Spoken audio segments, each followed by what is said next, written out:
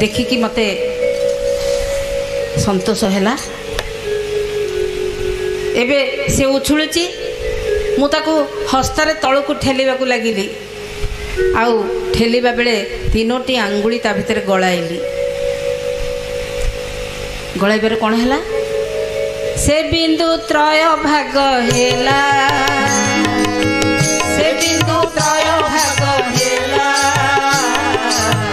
त्रिबीज रस बड़ाइला त्रिबीज रस बड़ाइला से बिंदु त्रय भाग हेला त्रिबीज रस बड़ाइला त्रिबीज रस बड़ाइला त्रिबीज रस बड़ाइला त्रय बीजरु त्रय देव त्रय बीजरु त्रय देव होइले ब्रह्मा विष्णु शिव त्रय बीजरु त्रय देव होइले ब्रह्मा विष्णु शिव होइले ब्रह्मा विष्णु शिव होइले ब्रह्मा विष्णु शिव। गोटे शून्य रूप को आनिबा पाई से केते प्रकार कारखाना बसैछंती। बिंदु उछुलुची से पुणी तांकरी इच्छा रे आउ तांकरी कल्पना रे तांकर रूप नहीं चिन्ह नहीं वर्ण नहीं किछि नहीं किंतु से रूप ग्रहण करुछंती केवल तांको इच्छा रे आम इच्छा रे नुहे कि ता इच्छा रे नुहे कि ता इच्छा से कहारी इच्छा रे नाहंती से निजे होउछंती इच्छामय तांकरी इच्छारु सब किछि उद्भव से कहउछंती सखीलो आसीचंती शून्यरू अणाकार ब्रह्म अणाकार ब्रह्म अणाकार ब्रह्मण अक्षरू अणाकार ब्रह्मण अक्षरू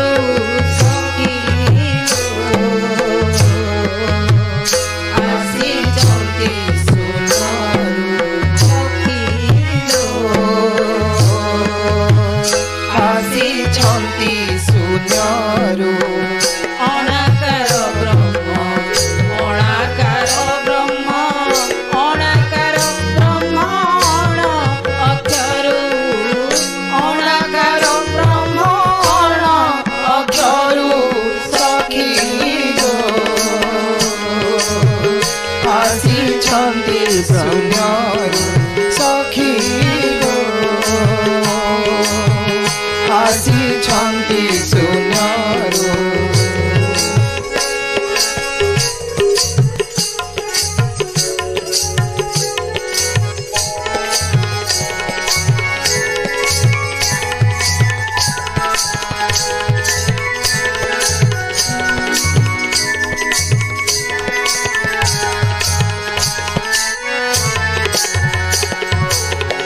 मात्राक्षर नहीं निसब देखाई मात्राक्षर नहीं निसब देखाई कल्पनारु जात अद्भुतरू कल्पनारु जात अद्भुतरू मात्राक्षर नहीं निसब देखाई मात्राक्षर नहीं निसब देखाई कल्पनारु जात अद्भुतरू कल्पनारु जात अद्भुतरू सखी आसीछंती शून्यरू सखी आसीछंती शून्यरू किए आछंती अणाकार ब्रह्म अणाकार ब्रह्म अणाकार ब्रह्म अक्षरू अणाकार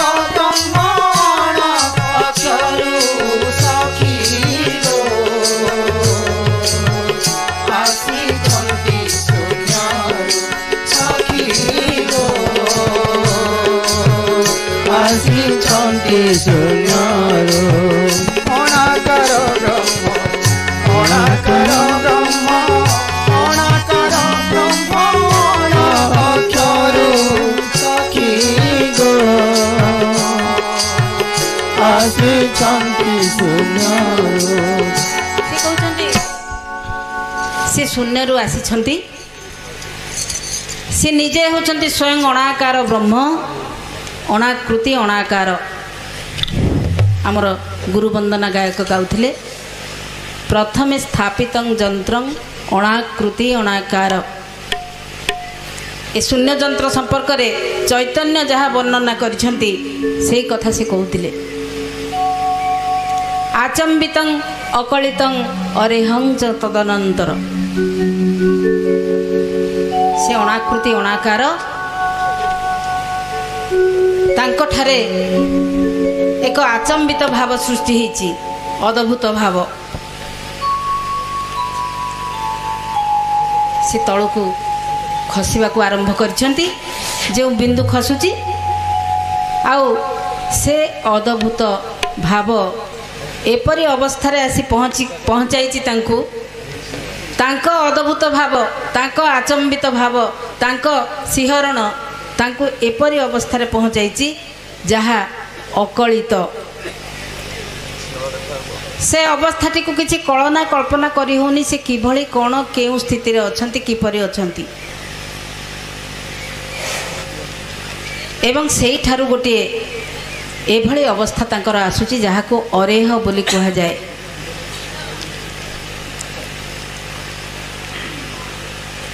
ଏବଂ ସେଇ ଅରେହରୁ ରେହ ସୃଷ୍ଟି ହେଉଛି। ଏହିପରି ଭାବ ଦେଇ ସେ ଅଣ ଅକ୍ଷରରୁ ତଳକୁ ଖସୁଛନ୍ତି। ଅଣାକୃତି ଅଣାକାରରୁ ଅଣ ଅକ୍ଷର ଗୋଟିଏ ଠିକଣା ରୂପ ନାହିଁ ବା ଠିକଣା ଚରିତ୍ର ନାହିଁ, ସ୍ଥିତି ନାହିଁ। ଏଇଭଳି ଅବସ୍ଥାରେ ପହଞ୍ଚିବା ପରେ ପୁଣି ତଳକୁ ଖସୁଛନ୍ତି। ସେ କହୁଛନ୍ତି କଳ୍ପନାରୁ ଜାତ ଅଦ୍ଭୁତରୁ, ଅଦ୍ଭୁତ ବା ଆଚମ୍ବିତ ଭାବରୁ ସୃଷ୍ଟି ହେଇକି ତଳକୁ ଆସୁଛନ୍ତି। ସେଇ ସ୍ଥାନଟି କିଭଳି ନା ସେଥିରେ କିଛି ମାତ୍ରା ନାହିଁ, ସେଥିରେ କିଛି ଅକ୍ଷର ନାହିଁ। ପୁଣି ନିଶବ୍ଦ ସେ ଜାଗା, ଶବ୍ଦ ବି ନାହିଁ। ଆଉ ଏହିପରି ଭାବରେ ସେ ଆସିଲେ। ଆସିବା ପରେ କ'ଣ ହେଲା? ଷଡ଼ଶରେ ଜାତ ଅବନା ଉଦିତ, ଷଡ଼ଶରେ ଜାତ ଅବନା ଉଦିତ, ଅଷ୍ଟସ୍ୱର ମାତ୍ର ସେହି ଭାବରୁ, ଅଷ୍ଟସ୍ୱର ମାତ୍ର ସେହି ଭାବରୁ ସଖୀ ଆସିଛନ୍ତି ଶୂନ୍ୟରୁ ସଖୀ ଆସିଛନ୍ତି ଶୂନ୍ୟରୁ ଅଣାକାର ବ୍ରହ୍ମ ଅଣାକାର ବ୍ରହ୍ମ ଅକ୍ଷରୁ ଅଣାକାର ବ୍ରହ୍ମ ଅକ୍ଷରୁ ସଖୀ ଆସିଛନ୍ତି ଶୂନ୍ୟରୁ ସଖୀ ଆସିଛନ୍ତି ଶୂନ୍ୟରୁ। ତାହେଲେ ସେ ଯେତେବେଳେ ଆସିଲେ ତଳକୁ ଖସିଲେ ସେ ବିନ୍ଦୁ, ଆଉ ସେଠାରେ କ'ଣ ହେଲା ନା ମହାପ୍ରଭୁ ତାକୁ ବା ଠାକୁର ତାକୁ ତଳକୁ ଖସାଇଲେ। ତାଙ୍କ ହସ୍ତରେ ଠେଲି ଖସାଇଲେ ବୋଲିକି ବଳରାମ ଦାସ ଲେଖୁଛନ୍ତି। ଆଉ ତାକୁ ତିନି ଭାଗ କଲେ। ତିନି ଭାଗ କରି ତିନୋଟି ବୀଜ ବାହାରିଲା ବା ମଞ୍ଜି ବାହାରିଲା। ସେଇ ମଞ୍ଜିରୁ ତିନୋଟି ଦେବତାଙ୍କୁ ଦେଖିବାକୁ ମିଳିଲା, ତିନୋଟି ଦେବଙ୍କୁ। ସିଏ ହେଉଛନ୍ତି ବ୍ରହ୍ମା, ବିଷ୍ଣୁ, ଶିବ। ତାହେଲେ ଏ ତିନୋଟି देव आसिले जो क्यों कारणरू आसिले कहीं आउ किसी सृष्टि कलेनी सांगे सांगे तो से बिंदु को भांगिकी अंशा अंश करी पुरई दे था 56 कोटी जीव जगत हो जाता से कहते अनादि अनंत आदि अंत नाही मोर मो इच्छारु सृष्टि हेला अखिल संसार मो इच्छारु सृष्टि हेला अखिल संसार मो इच्छारु सृष्टि हेला अखिल संसार से इच्छा प्रलय होई बिंदु पकाइला से इच्छा प्रलय होई बिंदु प्रकाशिला धूम्र वर्ण धरी बिंदु गगनु खसिला धूम्रवर्ण धरी बिंदु गगनु खसिला धूम्रवर्ण धरी बिंदु गगनु खसिला से बिंदु गगन पथे निज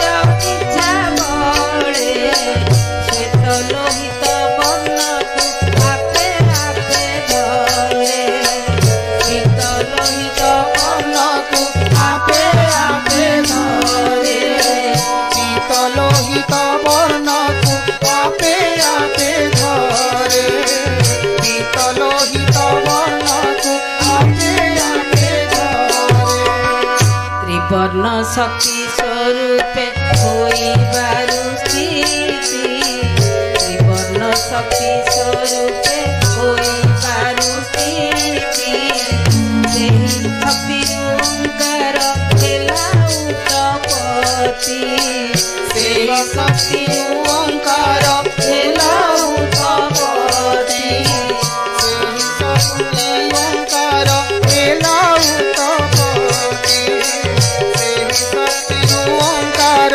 हेला उत्पत्ति ब्रह्मांड भूगोल जहाँ कहले महापुरुष बलराम दास ताकू अच्युतानंद महापुरुष ये भाव में कहते जे धूम्र वर्ण धरिकी ठारू गोटे बिंदु खसी आसिला तांको इच्छा एभली प्रलय एभली घूर्णन तांको भितर कराइला गोटे बिंदु खसी आसिला आउ से बिंदुटी धूम्र वर्ण धरिथिला ताकू केही देखि पारले नाही केतेबेले खसिला सी केतेबेले खसी मो मातांको गर्भरे मु आसी बिंदु रूप रे रहिली केही ताकू जानी पारले नाही एवं जेतेबेले से खसिला धूम्र वर्ण धरी से खसु खसु से पथरे निज इच्छा बलरे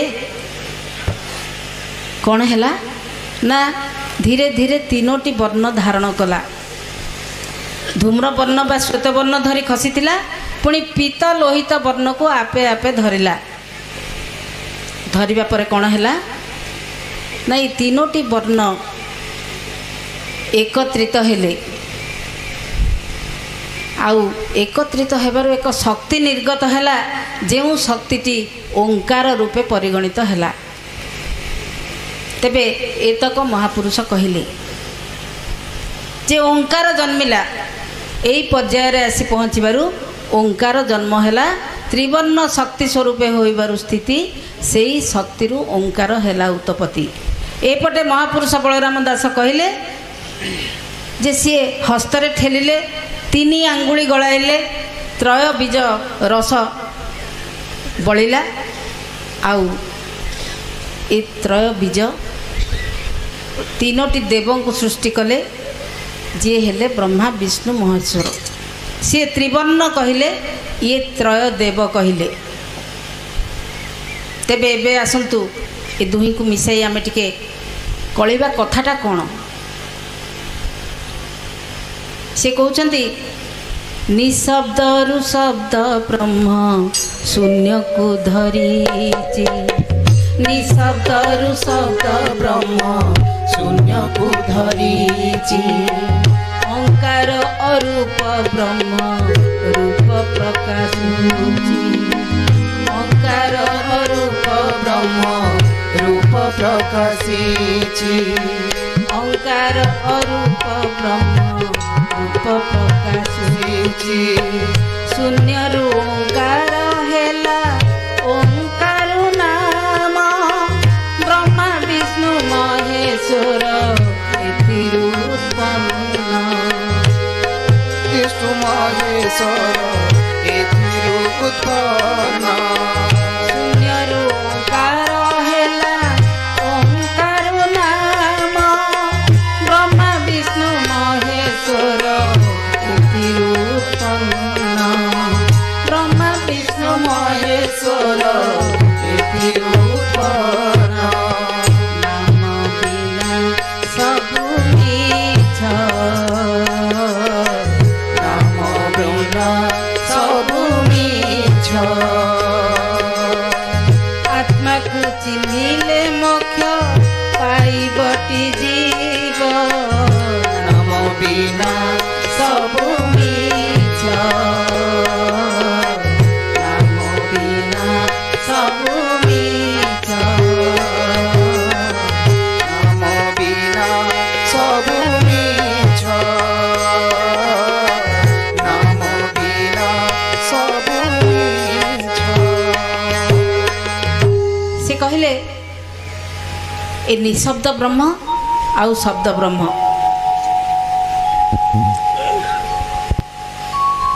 ए शब्द ब्रह्म शून्य को धरिची शून्य सहित तार लिंक अच्छी बा संजोग अच्छी कनेक्शन जहाँ को कहती आपणकर इंग्राजी रे संजोग आमे जमती गोटे तार नहीं प्लग रे गेंजी दो कनेक्शन हो जाए बल्बटा जले सेमती ए निशब्द ब्रह्म आउ शब्द ब्रह्म आंक भितरे गोटे सूत्र लगी रही से सूत्र लगी रहा फल अरूप ब्रह्म रूप प्रकाश करुच्ची निशब्द रु जो शब्द ब्रह्म होउची अरूप रु ताहा रूपरे परिवर्तित होउची तेणु हठात देखा कौन मिलूची ना किछि नथिला सब किछि शून्य थिला हठात गोटे शब्द सृष्टि हैला एवं ए शब्दटी होउची ओंकार ए शब्दटी होउची गोटिए अक्षर जहाँ को कहती ओंकार बोली